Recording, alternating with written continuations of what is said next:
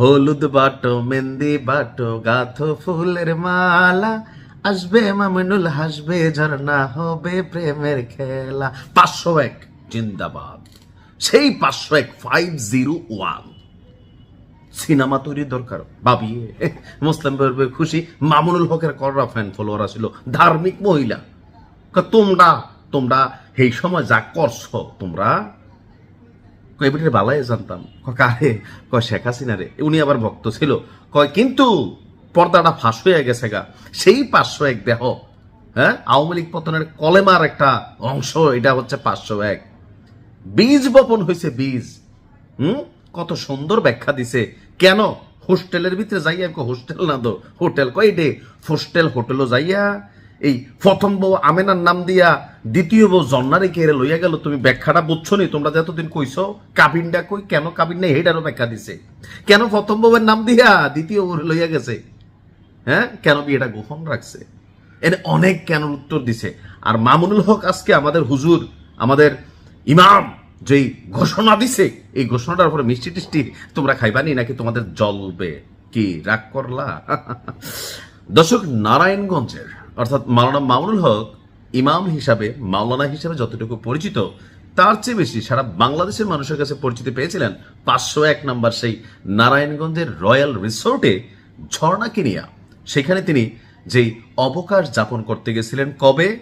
যখন সারা বাংলাদেশে নরেন্দ্র মোদীর আগমন ঠেকানো উপলক্ষে ওনার আহ্বানে 30-40টা লাশ ঝরে গেল, হাজার হাজার মানুষ আহত হইল, হাসপাতালে ভর্তি। হুজুর এগুলা চালাইতে গিয়ে ক্লান্ত হইয়া হালাল শরীয়ত মোতাবেক তার স্ত্রী ঝর্ণা কিনিয়া যখন তিনি সেই হোটেলে গেলেন একটু রিল্যাক্সের জন্য, যে পরবর্তী ধাপে মোদিরে কেমনে সাইজ করতে হবে আর যারা মরছে তাদেরকে কিভাবে দাফন করতে হবে, সম্ভবত একটি স্ট্রেস ছিল। কিন্তু পেস ছিল কি, ওই আইডি কার্ডে, হ্যাঁ, ঝর্ণার আইডি কার্ডে শহীদুলের নামটা ছিল। এবারের লগে তালাক হয়েছে কিন্তু ডিভোর্সে হইলেও আইডি কার্ডে জামাইর নামটা রয়ে গেছে। আর এবার আর আইডি কার্ডে বউয়ের নাম আমিনা।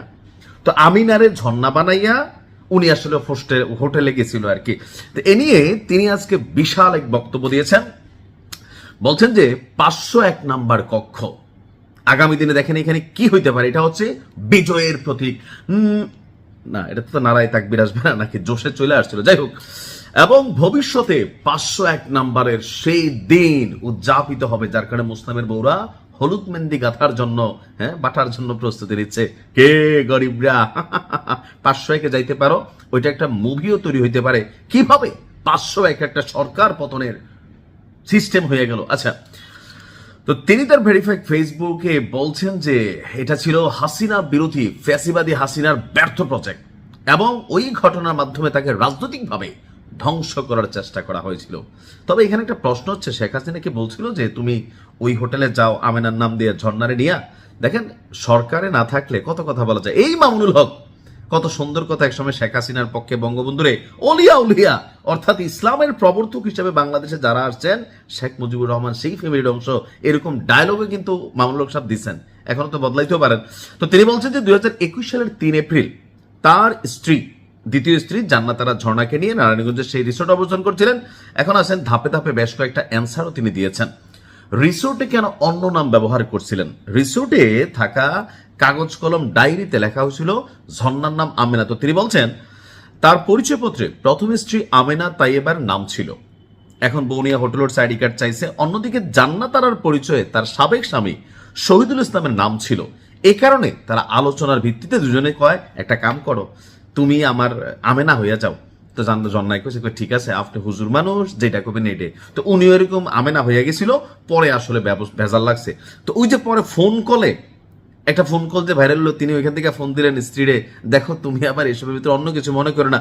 তো প্রথম স্ত্রীকে ফোনে শহীদুলের স্ত্রী বলে পরিচয় কেন করে দিল ঝর্ণারে, নিজের বউ না বইলা? এটার বিষয়ে তিনি ব্যাখ্যা দিয়েছেন। তার বক্তব্য, প্রথম স্ত্রী আগে থেকে জানতো জান্নাত আরাকে শহীদুল ইসলামের স্ত্রী হিসাবে, তাই বিষয়টিকে শান্তভাবে উপস্থাপনের জন্য বেরিয়ে মানুষ ফালদিউট টালেব, বোঝে না হোজে না আগামাতা, সেই কারণে তিনি প্রজ্ঞাবান মানুষ, জ্ঞানী আলেম হুজুর, তিনি বলছেন যে সেই কারণে তিনি এই কাজটা করছেন। আচ্ছা, আর গোয়েন্দা সংস্থা যথেষ্ট এখানে ভূমিকা রাখছে তাকে ফাঁসানোর জন্য, আর ব্যক্তিগত গোপনীয়তা লঙ্ঘন করেছে আওয়ামী লীগ। তিনি বলছেন যে তিনি বা জান্নাতারা কোনো কি আইন ভঙ্গ করেছিলেন? তার অভিযোগ, পুলিশ তাদের কক্ষে প্রবেশ করে এবং পরবর্তীতে রাষ্ট্রীয়ভাবে ব্যক্তিগত কল রেকর্ড ফাঁস করা হয়। তার দাবি, তিনি রাষ্ট্রীয় আইন কিংবা শরীয়তের আইন কোনোটি লঙ্ঘন করেননি, তারপরেও তাকে লক্ষ্য করেই অভিযান চালানো হয়েছিল। তো বিয়েটা কেন গোপন রাখছিলেন? তার বক্তব্য যে মাওলানা মামুনুল হক বলেন, উপমহাদেশে একাধিক বিয়ে সামাজিকভাবে জটিল বিষয়, সত্য ভাই কঠিন। তবে এই দেশের অনেক হুজুররা কিন্তু বুক ফুলাইয়া বলে ওনার 4-5টা স্ত্রী আছে। তো তিনি বুঝতে পারছেন এটা বইলেও যে বিপদ হইতে পারে, সেই জন্য তিনি বিষয়টাকে গোপন রাখছেন। তার বক্তব্য, তাই প্রথম পরিবারে, দেখো বোঝে না, বউয়েরা বোঝে না, প্রথম পরিবারে অস্থিরতা তৈরি করতে চাননি। একই সঙ্গে তিনি রাষ্ট্রীয় যে ভেজাল আছে সেই ভেজালটার মধ্যেও পড়তে চাননি। তো কাবিন নামা, এই যে একটা নতুন তথ্য, পোলাপেন যারা বিয়া করবে, যুবক শ্রেণী, তোমরা কাবিন নিয়ে টেনশন করতেছো। দেখো এত বড় আলেম, তিনি কিন্তু বলে দিচ্ছেন কি, ইসলামে কাবিন বাধ্যতামূলক না। অর্থাৎ যেই সকল প্রেমিকার আজকের পরে কাবিন কত দিবা এই শব্দ বলবে দরকার নাই। কেন? কারণ বলছে ইসলামে কাবিন বাধ্যতামূলক না। এবং তার প্রথম বিয়েতেও কাবিন হয়নি। তার মানে আমেনা ভাবি এই কারণে হয়তো চেতা নাই, কারণ কাবিন পাবে না। অনেক সময় থাকে না যে কাবিনের টাকাটা আসলে একটা খুঁটি শক্তি। তো এখানে বক্তব্য হচ্ছে যে ওনার যে প্রথম স্ত্রী আমেনা তৈয়বা, তার সাথেও নাকি বিয়েতে কাবিন হয় নাই।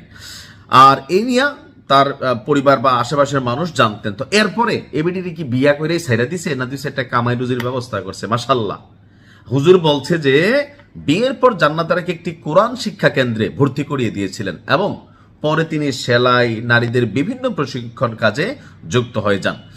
তো কিভাবে বিয়েটা হয়েছিল? লারা কি জান্নাত দিছে, মানে জান্নাতারা ঝর্ণায় দিছে, নাকি তিনি দিছিলেন হুজুর?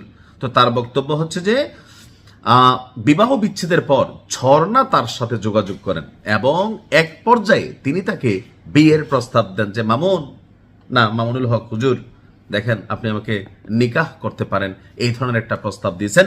তো হুজুর চিন্তা করলো, অসহায় একজন নারী, বিধবা, আহারে 2টা সন্তান নিয়ে কোথায় যাবে, সেই জন্য তিনি চিন্তা করলেন এটা একটা সওয়াবের কাজ হবে। ইসলাম কিন্তু এটা সওয়াবের কাজ, বিধবা যাদের বা ধরেন ডিভোর্সি তাদেরকে বিয়ে করা সওয়াবের কাজ।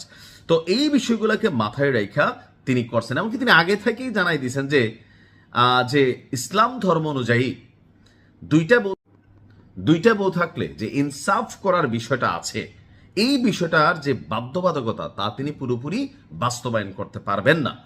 এরপর জান্নাত বলছে, আপনি খাওয়ান, ফিন্দান না ফিন্দান, আমারে গরনিয়া জাগা দেন, ওই সামাজিকভাবে পরিচিতির দরকার নাই। মনের মানুষ, গান আছে, আপন মন হয় যদি মনের মতন, তারাইয়া দিলেও সরে না, লাইনটা মাঝখানে ভুলে গেছি। তো এরকম অনেকটা যে তিনি আসলে ব্যাখ্যা দিচ্ছেন। তবে হুজুরের ব্যাখ্যার পর পুরো সোশ্যাল মিডিয়া জুড়ে অনেকে হাহারিয়ে দিচ্ছেন, বেয়াদব, আমল থাকতো না আমল, তোমরা জাহান্নামী জাতি, তোমরা।